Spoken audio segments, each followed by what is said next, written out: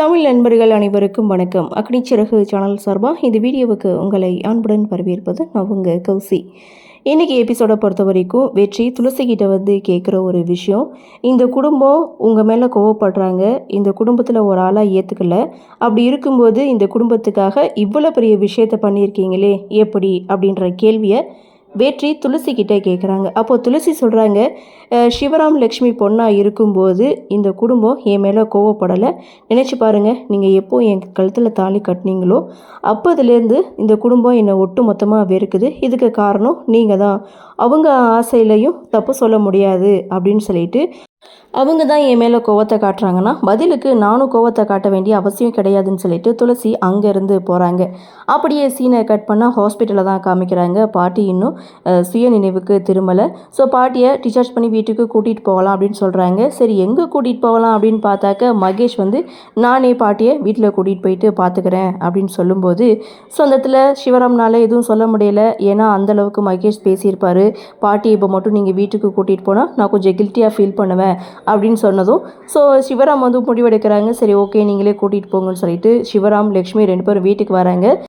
ரகு தன்னுடைய அப்பா கிட்ட பாட்டி எப்படி இருக்காங்க அப்படின்னு சொல்லி கேட்கும்போது பரவாயில்ல, நல்லா இருக்காங்க, ஆனால் இருந்தாலும் இன்னும் கண்ணு முழிக்கலை அப்படின்னு சொல்லிட்டு மகேஷ் தம்பியை அவங்கள வீட்டுக்கு கூட்டிகிட்டு போகிறதா சொல்லிட்டாங்க. அது சரி, நீங்களாம் எதுக்கு ஹாஸ்பிட்டலுக்கு வரலன்னு சொல்லி தான் 2 பசங்கக்கிட்டையும் இங்கே சிவராம் கேட்க, அப்போது ரகு மைண்ட் வைஸ் கொடுக்குறாரு.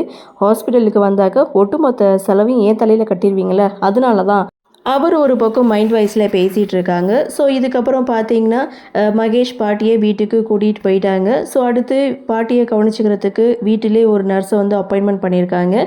அந்த நர்ஸ் பார்த்திங்கன்னா காலையில் 9 மணிக்கு வந்து ஈவினிங் 7 மணிக்கு வீட்டுக்கு போகிறதா அஞ்சலி கிட்டே சொல்லிகிட்ருக்காங்க. ஸோ மற்ற நேரம்லாம் ட்ரிப்ஸ் எப்படி ஏற்றணும் அப்படின்றத அவங்கக்கிட்ட கேட்டு தெரிஞ்சுக்கிறாங்க.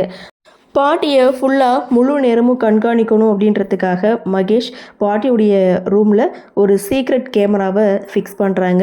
ஸோ அது அஞ்சலிக்கும் தெரியாது, வேறு யாருக்குமே தெரியாது. பாட்டிக்கிட்ட மகேஷ் வந்து சொல்கிறது, என்னை பற்றி உங்களுக்கு மட்டும்தான் தெரியும், என்னை பற்றி தெரிஞ்சவங்க எல்லாருமே உயிரோடு கிடையாது, எல்லோரும் மேலே போயிட்டாங்க, நீங்கள் அஞ்சலியுடைய பாட்டின்றதுனால தான் நீங்கள் உயிரோடு இருக்கீங்க, உங்களுக்கு ஏதாவது ஒன்றுன்னா அஞ்சலி வந்து அழுவா, அதனால் என்னால் தாங்கிக்க முடியாது, அதனால தான் உங்களை உயிரோடு விட்டு வச்சுருக்கேன் அப்படின்னு சொல்லிட்டு நீங்கள் இங்கேயே இருங்க அப்படின்னு சொல்லி நீங்கள் எங்கே இருக்கீங்க, இன்னொருத்தவங்க பக்கத்து ரூமில் இருக்காங்கன்னு சொல்லி பேசிகிட்டு இருக்கும்போது அஞ்சலியோடைய என்ட்ரி.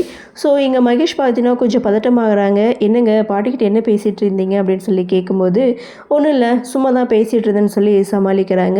ஸோ இதோட எபிசோடை முடிக்கிறாங்க. ஆக மொத்தம் இன்றைக்கி எபிசோட் அப்படின்னு பார்க்கும்போது பாட்டியை மகேஷ் தன்னுடைய கண்காணிப்பிலே இருக்கணுன்றதுக்காக வீட்டுக்கு கூட்டிகிட்டு வந்திருக்காரு. இதுதான் இன்றைக்கி எபிசோட். சரி, என்ன நடக்குது, என்ன மாதிரியான சுவாரஸ்யத்தோடு கதைக்கள நகர்வை கொண்டு வராங்க அப்படின்றத நாமளும் பொறுத்திருந்து பார்க்கலாம். இன்றைய பகுதி பற்றின உங்களுடைய கருத்தை வழக்கம் போல கமெண்ட் செக்ஷனில் பதிவு பண்ணுங்கள். இந்த வீடியோ உங்களுக்கு பிடிச்சிருந்தா லைக் பண்ணுங்கள், ஷேர் பண்ணுங்கள், மறக்காமல் நம்ம சேனலை சப்ஸ்கிரைப் பண்ணிக்கிறீங்கன்னு சொல்லி இந்த வீடியோவிலேருந்து விடைபெறுகிறேன். நன்றி, வணக்கம்.